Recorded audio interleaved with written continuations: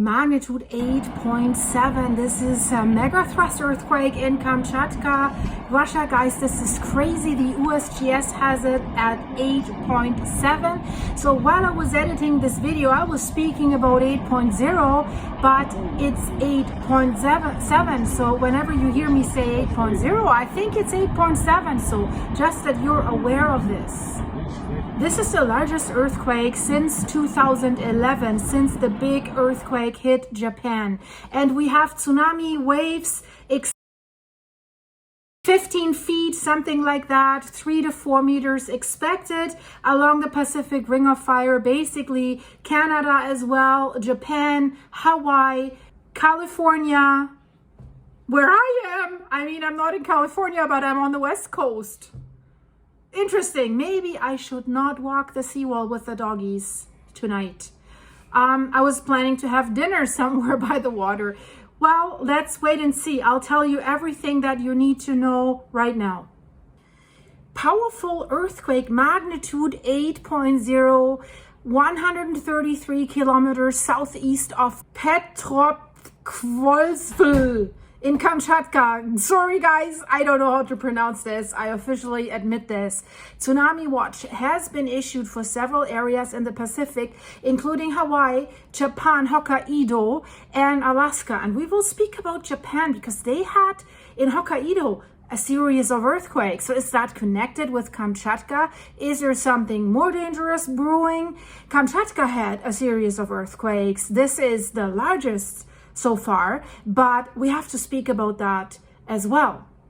On the night of July 29th to July 30th, a shallow earthquake, magnitude 8.0, struck the eastern coast of Russia's Kamchatka Peninsula. And shallow means you feel it stronger, most likely. It was roughly 200 miles, so to speak, from Hokkaido in Japan. And one of my viewers has said that they expect, that's what they're telling him because he's on Hawaii. He said, we are under a tsunami watch. We have any wave expected after 7 p.m. local Hawaiian time. Irish, thank you for letting us know about this. So this strong and large magnitude earthquake is part of a seismic sequence that began around July 20th in that area with a already very high magnitude 7.4 event, and that has included several strong aftershocks within only half an hour. So basically, I think people thought that was it. 7.4 main shock, aftershocks. Anyways, that already has indicated significant localized stress release along the subduction zone. I mean, subduction zones are always the one that worries me the most, and probably you as well. And now a magnitude 8.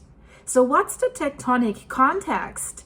The quake occurred along the Kuril-Kamchatka Trench, where the Pacific plate is subducting beneath the Okhotsk microplate, often considered as part of the North American plate. So this subduction zone regularly produces megathrust earthquakes. These are the ones that we do not want to have. These are the dangerous ones, and we have historical examples, unfortunately, for that area. 1952 and 1923 with magnitudes of up to 9.0. That's what these megathrust earthquakes can do, that happen along the Pacific Ring of Fire, mostly because we have subduction zones in this horseshoe area, 25,000 miles horseshoe area, where the Pacific plate is colliding and subducting with other plates. And the recent earthquakes in Japan, because when we say it stretches until Hokkaido, it's roughly 200 miles away from Hokkaido. Japan has experienced several earthquakes, magnitudes 4.0 up to 6.3 in the recent days, especially off the coast of Hokkaido in or near the Tsushima-Kuril Trench region. So is that connected? Well, these earthquakes in Japan, they occurred along the subduction boundary where the Pacific plate dives, subducts under the Okhotsk plate, which also governs much of Japan's seismicity. So the Tsushima Trench runs basically parallel to Japan's east coast, and tremors clustered there recently. So it was not coming completely out of the open or as a surprise. But are these two events connected? Both regions sit near or on the Okhotsk plate boundary. So that's what they have in common, but they are separated by hundreds of miles. The Kamchatka quake and the Japan events basically are tied to the same general plate system. Pacific plate subduction under the Okhotsk/North American plate. But each event stems from localized rupture zones.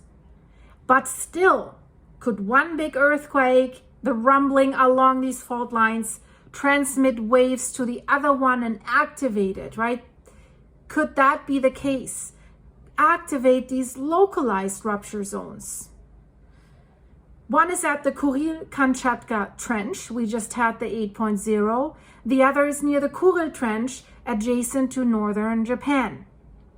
So far, there's no evidence of stress transfer, triggering, or propagation that links the Japan tremors to the Kamchatka event.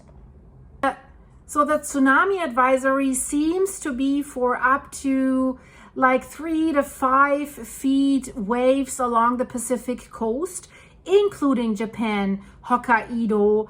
It was also, the 8.0 was also felt in Hokkaido, but lightly felt.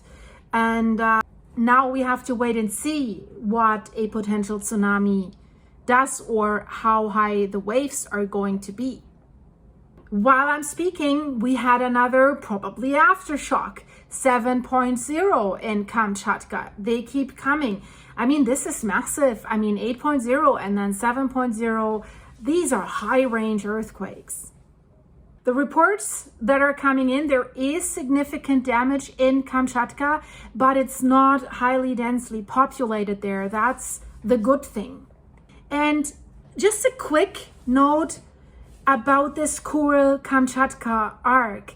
The Kuril-Kamchatka arc is quite long. It extends roughly approximately 1,700 miles from Hokkaido, Japan, along the Kuril Islands and the Pacific coast of the Kamchatka Peninsula until basically terminating at its intersection with the Aleutian Arc south of the Commander Islands. We see earthquakes there as well, like in Russia. So it marks the region where the Pacific plate subducts into the mantle. It comes into the mantle beneath the Okhotsk microplate. That is a regional subdivision of the larger North American plate, and it's responsible for the generation of the Kuril Island chain, because whenever we have subducting plates getting into the mantle, they get recycled, melted, and they usually come up as volcanoes that create islands. So the Kuril Island chain is basically volcanoes along the entire arc. That is no surprise. And then we have that deep Kuril-Kamchatka trench. And relative to this fixed North American plate, the Pacific plate is moving northwest at a rate that is increasing. It increased just from like basically 79 millimeters per year near the northern end of the arc to 4 millimeters more to adjacent to Hokkaido. The largest megathrust earthquake that we saw in the 20th century was November 4th, 1925, magnitude 9.0, to date the 5th largest instrumentally recorded earthquake in history. So a very important region. And this earthquake was followed by a devastating tsunami with run-up wave heights as high as 12 meters, 40 feet along the coast of Paramushir, causing significant damage to the city of Severodvinsk. And also we know that intraplate earthquakes have also been known to cause significant damage in this region. So sorry for that region. They really get a lot of that. And then also October 4th, 1994, a large magnitude 8.3 intraplate event occurred within this subducted oceanic lithosphere of the Pacific plate off the coast of Shikotan Island, has caused intense ground shaking, landslides, tsunami with run-up heights up to 30 feet, 10 meters on the island. That's why magnitude 8 with these high aftershocks, we have to watch this closely in terms of where will we see tsunami waves. I will keep you updated, guys. Stay tuned. If you're in affected areas, get away from the coast. Have tsunami alert apps and earthquake alert apps on your telephone. And don't think, oh, this was somewhere in Kamchatka. What has that to do with me lying on my beach chair in Hawaii? Well, you have to be aware. If you're in this area, Pacific Ring of Fire, you have to be aware, guys. Stay safe. A lot is going on. Check out the videos in the end screen. I hope to see you there again. If you want to support the channel, fill me up with coffee. The link is in the description of this video. I hope to see you soon. Bye-bye.